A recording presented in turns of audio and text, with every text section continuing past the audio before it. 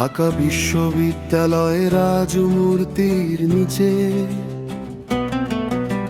ছাত্র দলের নেতা কর্মীরা জাতীয় ষড়যন্ত্রের বিরুদ্ধে যুদ্ধ ঘোষণা করেছে। তারা অভিযোগ করে ইসলামী ছাত্র শিবির জামায়াতে কুচক্রী হাতের দল পুরো দেশের ক্যাম্পাসে ছাত্র দলকে দমন করছে। চট্টগ্রাম, ঢাকা বিশ্ববিদ্যালয়, রাজশাহী, খুলনা সর্বত্র শিবিরের সন্ত্রাসীরা ছাত্রদের উপর হামলা চালাচ্ছে। 5 আগস্ট থেকে চট্টগ্রামে বারবার আক্রমণ। ছাত্রদল বলছে শিবির শক্তি বল প্রয়োগ ভয় দেখিয়ে ছাত্র রাজনীতি নিয়ন্ত্রণ নিতে চায়।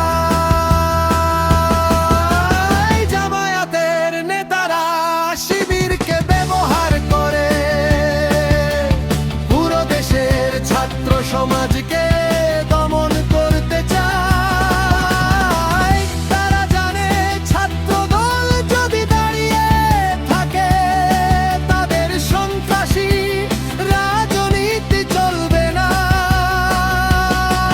তারা নেগেটিভ প্রচার চালিয়ে অশান্তি সৃষ্টি করছে, ক্যাম্পাসে ভয়ের রাজত্ব স্থাপন করতে চায়।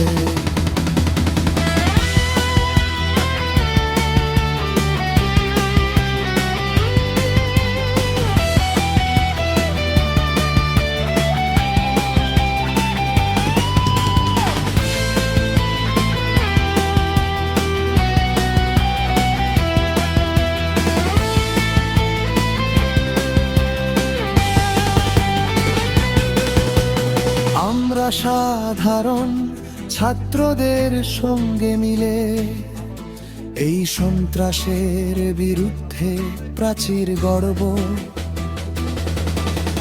জামায়াতের নেতারা শিবিরকে ব্যবহার করে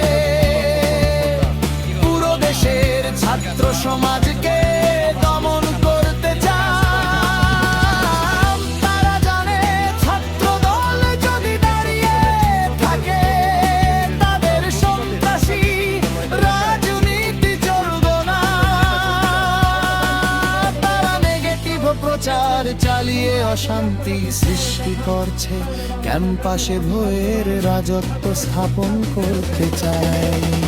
কিন্তু শুনুন, এটা মুহাম্মদ ইউনূসের সরকার নয়, এটা জাতির নেতা তারেক রহমানের নেতৃত্বাধীন 21 দফা কর্মসূচির সরকার।